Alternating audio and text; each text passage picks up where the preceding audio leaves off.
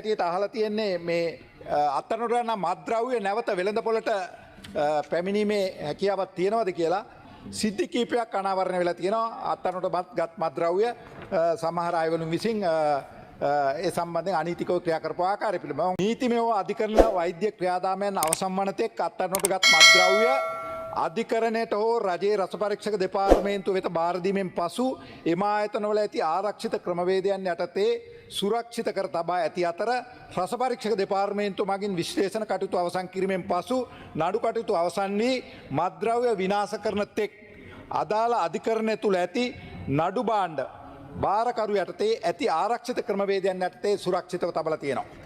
වැටලීමකදී අත්අඩංගුවට ගත් මත්ද්‍රව්‍ය විශ්ලේෂණය සඳහා රස පරීක්ෂක දෙපාර්තමේන්තුව වෙත හෝ අදාළ අධිකරණය වෙත යොමු කරන තෙක් නඩු භාණ්ඩ පොලිස් මත්ද්‍රව්‍ය කාර්යාංශයේ හෝ පොලිසියේ නඩුබඩු කාමරයේ ආරක්ෂිත තැබීමට කටයුතු කරනවා. රජයේ රස පරීක්ෂක දෙපාර්තමේන්තුව අධිකරණය පොලිස් මත්ද්‍රව්‍ය නාශක කාර්යාංශය පොලිස් ස්ථාන පොලිස් මත්ද්‍රව්‍ය කාර්යාංශයේ ගබඩා ධාරිතාව සාමාන්‍ය ප්‍රමාණයේ පවතින අතර ආරක්ෂිත පියවර ලෙස දැනටමත් නඩු භාණ්ඩ කාමරයේ දොර වසා යකඩපටි යොදා ඉබි යතුරු 4ක් යොදා ඇති බවත් දෙපසින් නඩු භාණ්ඩ කාමරයේ දොර දර්ශනය වන පරිදි CCTV කැමරා මගින් නිරීක්ෂණය කරන බවත් ඒ ස්ථානයේ කාර්යභාර නිලධාරීන් විසින් ආරක්ෂිත වසා ඇද්දැයි දෛනිකව පරීක්ෂා කරනු ලබන බවත් එම යතුර නඩු භාණ්ඩ භාරකරු භාරයේ පමණක් තබා ගැනීමට නියෝග කර පවතිනවා. එවගේ නඩු භාණ්ඩ කාමරයේ යතුරු කැරැල්ල නඩු භාණ්ඩ භාරකරුගේ භාරයේ පමණක් තැබීමට කටයුතු කරලා තියෙනවා. ඉහත පරිදි වැටලීම් කිරීමෙන් අනතුරුව අත්අඩංගුවට ගන්නා ලද නඩු භාණ්ඩ අධිකරණය වෙත හෝ රජයේ රස පරීක්ෂක කාර්යාලය වෙත යොමු කිරීමෙන් අනතුරුව එම ආයතන මගින් ක්‍රියා කරනු ලබනවා. ඊගාවට ඔබ හතර හැටියට අහලා තියෙන්නේ මේ අත්අඩංගුවට මත්ද්‍රව්‍ය නැවත වෙළඳපොළට පැමිණීමේ හැකියාවක් තියෙනවද කියලා. එවැනි පැමිණීමේ හැකියාවක් නැහැ. නමුත් සිද්ධි කිහිපයක් වාර්තා වෙලා තියෙනවා ගරු මන්ත්‍රීතුමනි. අත්අඩංගුවට ගන්න මත්ද්‍රව්‍ය වෙළඳපොළට නැවත පැමිණීමක් පිළිබඳව විශේෂ අනාවරණයක් කරගන්න හැකියාවක් නැහැ. මොකද එහෙම සිද්ධියක් වෙන්නේ නැහැ. නමුත් සිද්ධි කිහිපයක් අනාවරණය වෙලා තියෙනවා. අත්අඩංගුවට ගත් මත්ද්‍රව්‍ය සමහර අයවලුන් විසින් ඒ සම්බන්ධයෙන් අනීතිකව ක්‍රියා කරපු ආකාරය පිළිබඳව ඔබ ඒ වාර්තා කිහිපයක් අහලා තියෙන සිදුවීම් කිහිපයක් කොළඹ ප්‍රධාන මහේස්ත්‍රාත් උසාවියේ අංක 2 නඩු අංක B 439/72 ඇලයිරක් 2යි ඇලයිරක් 20 යටතේ ගරු අධිකරණයට ඉදිරිපත් කර තිබූ හෙරෝයින් මත්ද්‍රව්‍ය ග්‍රෑම් 750ක ප්‍රමාණයක් එම අධිකරණයේ නඩු භාණ්ඩ කාමරයේ තිබෙදී නඩු භාණ්ඩ භාරකරු විසින් 2022යි 4/21 වෙනි දින හෝ ඊට ආසන්න දිනක ලබාගෙන ජාවාරම් කිරීමේදී පොලිස් මත්ද්‍රව්‍ය කාර්යාංශය විසින් අත්අඩංගුවටගෙන කොළඹ මහේස්ත්‍රාත් උසාවියේ අංක 8හි නඩු අංක 69/190 22 යටතේ අධිකරණයට ඉදිරිපත් කරලා තියෙනවා ගරු මන්ත්‍රීතුමනි.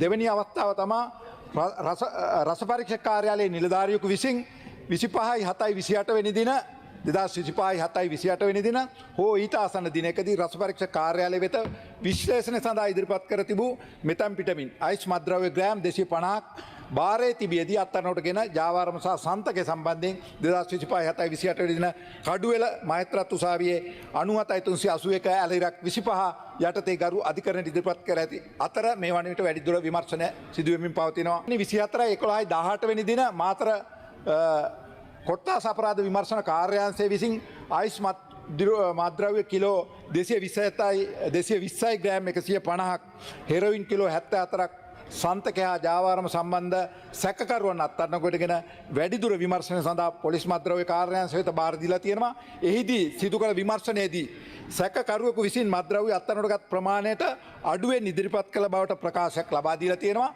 ඒ සම්බන්ධයෙන් පොලිස් මත්ද්‍රව්‍ය කාර්යාංශය විසින් විමර්ශනය සිදු කර ලබන අතර එහි අධිකරණ නඩු කටයුත්තක් පවතින හේයින් නඩුවට අගතියක් සිදුවන බැවින් එම නඩු කටයුත්ත අවසන් වන තෙක් අවසන් වූ පසු විමර්ශන සිදුවන බැවින් මේ සම්බන්ධයෙන් වැඩිදුර කරුණු ඉදිරිපත් කරන්න හැකියාවක් නැහැ. ඒක අපරාධ පරීක්ෂණ දෙපාර්තමේන්තුවගෙන් සිදු කරගෙන යනවා. ඊගාවට ඔබ අහලා තියෙනවා මේක වැළැක්වීමට ගත හැකි පියවර පිළිබඳව නඩු භාණ්ඩ කාමරවල ආරක්ෂාව සහ ඒ පිළිබඳව වැඩි අවධානය යොමු කරන ලෙස ආධාර අංශ දැනුවත් කරලා තියෙනවා.